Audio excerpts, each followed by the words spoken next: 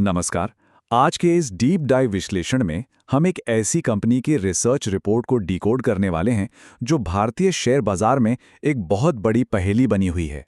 हम बात कर रहे हैं जिलेट इंडिया की। देखिए, एक तरफ इस कंपनी पर शून्य कर्ज है और इसका रिटर्न ऑन कैपिटल इतना बेहतरीन है कि कोई भी निवेशक खुश हो जाए।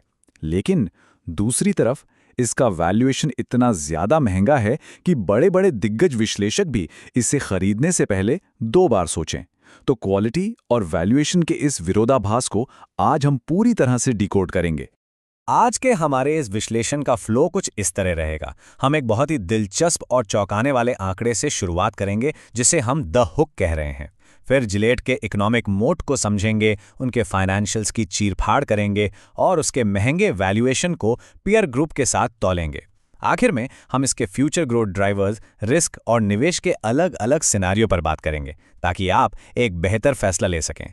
तो चलिए सीधा मुद्दे पर आते हैं और बात करते हैं उस सबसे बड़े सवाल की जिसने इस रिसर्च रिपोर्ट में हमारा ध्यान खींचा। जरा सोचिए, कोई कंपनी अपने मुनाफे यानी प्रॉफिट को 23% तक कैसे जंप करवा सकती है जब उसकी कमाई यानी रेवेन्यू में सिर्फ 8% की ही ग्रोथ हुई हो। है ना कमाल की बात। वित्तीय वर्ष 2026 के अनुमानों में टॉप लाइन सेल्स और बॉटम लाइन प्रॉफिट के बीच का ये जो भारी अंतर है, ये एक बहुत बड़ा रहस्य है और आज हम इसी गुत्थी को सुलझाने वाले हैं। लेकिन इस वित्तीय जादू को समझने से पहले हमें इस कंपनी के उस सुरक्षा चक्र को समझना होगा जो इसे इतना मजबूत बनाता है, यानी इसका इकोनॉमिक मोट। जिलेट का बिजनेस मॉडल किसी अभेद्य किले से कम नहीं है। रिसर्च रिपोर्ट इसे 10 में से 7.5 का मॉड स्कोर देती है, जो काफी शानदार है। इसके 3 मुख्य स्तंभ हैं। पहला, इनका प्रोप्राइटरी हैंडल और ब्लेड का लॉक इन सिस्टम। दूसरा, इनकी parent company Procter and Gamble यानी पीएनजी का ग्लोबल आर&डी सपोर्ट और दशकों से स्थापित एक पावरफुल ब्रांड। और तीसरा, पूरे भारत के कोने कोने में फैला हुआ इनका विशाल डिस्ट्रीब्यूशन नेटवर्क। ये एक ऐसा नेटवर्क है जिसे रातों रात कोई भी नया कॉम्पिटिटर खड़ा नहीं कर सकता। और अगर आप सोच रहे हैं कि ये रेजर एंड ब्लेड मॉडल आखिर काम कैसे करता है, तो इसे बिल्कुल आसान भाषा में समझते हैं। कंपनी अपना मुख्य प्रोडक्ट यानी रेजर का हैंडल बहुत ही कम मार्जिन पर बेचती है। उनका मकसद बस इतना होता है कि उनका रेजर आपके वॉशरूम तक पहुंच जाए। एक बार वो हैंडल आपके घर आ गया तो आप उसी कंपनी के ब्लेड बार बार खरीदने के लिए लॉक हो जाते हैं। और असली खेल यही है, क्योंकि इन ब्लेड्स पर मार्जिन बहुत ज्यादा होता है। रिपोर्ट के मुताबिक जिलेट इंडिया के टोटल रेवेन्यू का लगभग 75% हिस्सा इसी ग्रूमिंग सेगमेंट से आता है। ये लिटरली एक एन्युटी की तरह है जहां से बार बार पैसा आता रहता है। तो मोड तो काफी स्ट्रांग है, लेकिन अब जरा इस कंपनी की बैलेंस शीट और वित्तीय प्रदर्शन की तह तक चलते हैं।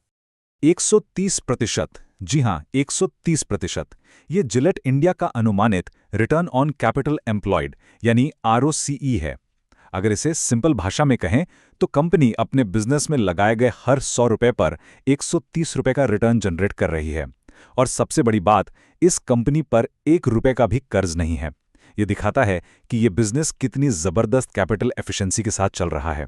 इसे चलाने के लिए बहुत बड़ी फैक्ट्रियों या लगातार नई पूंजी झोंकने की जरूरत ही नहीं पड़ती। अब वापस उसी रहस्य पर आते हैं जिसकी चर्चा हमने शुरुआत में की थी। आप यहां साफ देख सकते हैं कि FY26 की रेवेन्यू ग्रोथ सिर्फ 8% अनुमानित है, जो कि बाजार की सुस्त मांग को दिखाती है। लेकिन दूसरी तरफ प्रॉफिट ग्रोथ 23% की छलांग लगा रही है। तो जब माल ज्यादा बिक ही नहीं रहा है, तो मुनाफा इतनी तेजी से कैसे बढ़ रहा है? इसका जवाब है बहुत ही आक्रामक कॉस्ट कटिंग। कोई जादू नहीं है, बस खर्च कम किए गए हैं। चौथी तिमाही में कंपनी ने अपने विज्ञापन खर्च यानी एडवर्टाइजिंग स्पेंड में सीधे 21.2% की भारी कटौती कर दी और साथ ही पूरे साल में ऑपरेशंस को बेहतर करके लगभग 38 करोड़ रुपए की प्रोडक्टिविटी सेविंग्स भी की। यानी प्रॉफिट बढ़ने का मेन रीजन बिजनेस एक्सपेंशन या तेज बिक्री नहीं है, बल्कि खर्चों पर कैंची चलाना है। और इस मुनाफे का वो कर क्या रहे हैं? यहां उनकी कैपिटल एलोकेशन रणनीति बहुत ही क्लियर है। FY26 में कंपनी का डिविडेंड पे आउट लगभग 89.5% रहा। अब दिलचस्प बात सुनिए, बांटे गए डिविडेंड की कुल रकम कंपनी के पूरे साल के नेट प्रॉफिट से भी ज्यादा थी। इसके लिए उन्हें अपनी पुरानी जमा की हुई नकदी का इस्तेमाल करना पड़ा। यह साफ तौर पर बताता है कि जिलेट इंडिया अपनी पेरेंट कंपनी के लिए एक कैश काउ की तरह है। ये उस पैसे को किसी नई बड़ी ग्रोथ में री इन्वेस्ट करने के बजाय सीधा निवेशकों को वापस लौटा रही है। अब सवाल यह है कि बाजार के बाकी खिलाड़ियों के मुकाबले ये कंपनी कहां खड़ी है?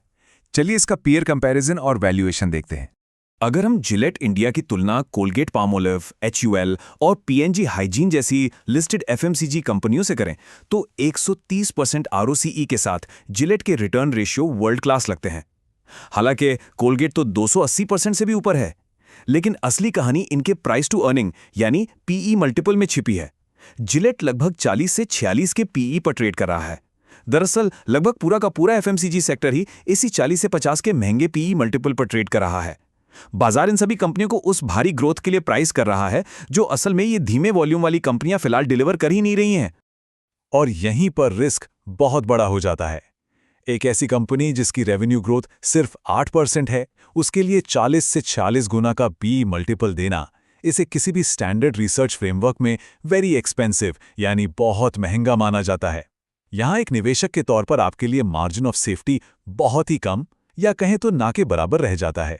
तो क्या आने वाले 3 से 5 सालों में इस वैल्यूएशन को सही ठहराने के लिए कोई नई ग्रोथ आ सकती है? आइए ग्रोथ ड्राइवर्स और रिस्क पर नजर डालते हैं। अच्छी बात यह है कि कंपनी के पास ग्रोथ के लिए कुछ उजले पक्ष मौजूद हैं। सबसे बड़ा सिल्वर लाइनिंग है इनका फीमेल ग्रूमिंग सेगमेंट, जो साल दर साल 20% से भी ज्यादा की दर से तेजी से बढ़ रहा है।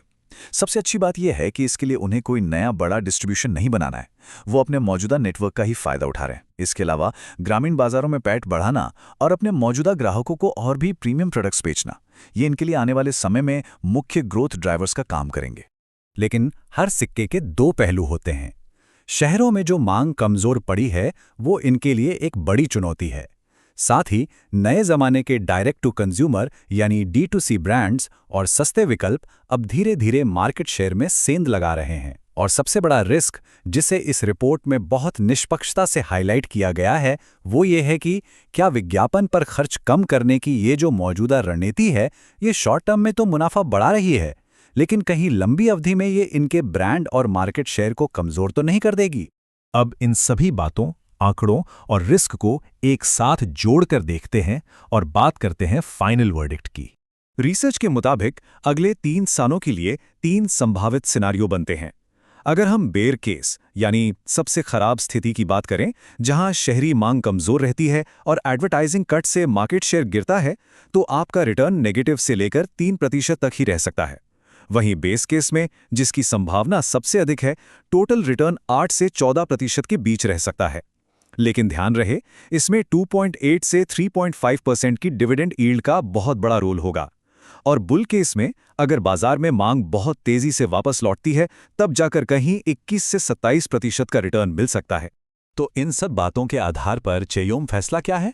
फैसला है होल्ड करें या फिर गिरावट पर खरीदें, यानी एक्यूमुलेट ऑन डिप्स। नया निवेश करने के लिए 6,800 से 7,500 रुपए के बीच की रेंज को सबसे आदर्श माना गया है। देखिए, इसमें कोई शक नहीं है कि ये एक बेहतरीन कंपनी है जिसकी बैलेंस शीट एकदम साफ है, बिजनेस मोड बहुत गहरा है और ये डिविडेंड इनकम का एक बेहद भरोसेमंद स्रोत है। लेकिन सच यही है कि इसका मौजूदा वैल्यूएशन इसे एक फास्ट ग्रोथ कंपाउंडर नहीं बल्कि एक हाई क्वालिटी बॉन्ड जैसी इनकम होल्डिंग बनाता है। और आखिर में हम आपको एक बहुत ही जरूरी सवाल के साथ छोड़े जा रहे हैं। जरा सोचिएगा, क्या आज जो हमें ये शानदार प्रॉफिट मार्जिन दिख रहा है वो वाकई टिकाऊ है या फिर ये भविष्य के ब्रांड बिल्डिंग इन्वेस्टमेंट से उधार लिया गया है? शॉर्ट टर्म प्रॉफिटेबिलिटी और लॉन्ग टर्म मोड डिफेंस के बीच का यह संतुलन ही तय करेगा कि जिलेट इंडिया भविष्य में कैसा प्रदर्शन करती है। आज के इस विश्लेषण में बस इतना ही। हमारे साथ जुड़ने के लिए बहुत बहुत धन्यवाद।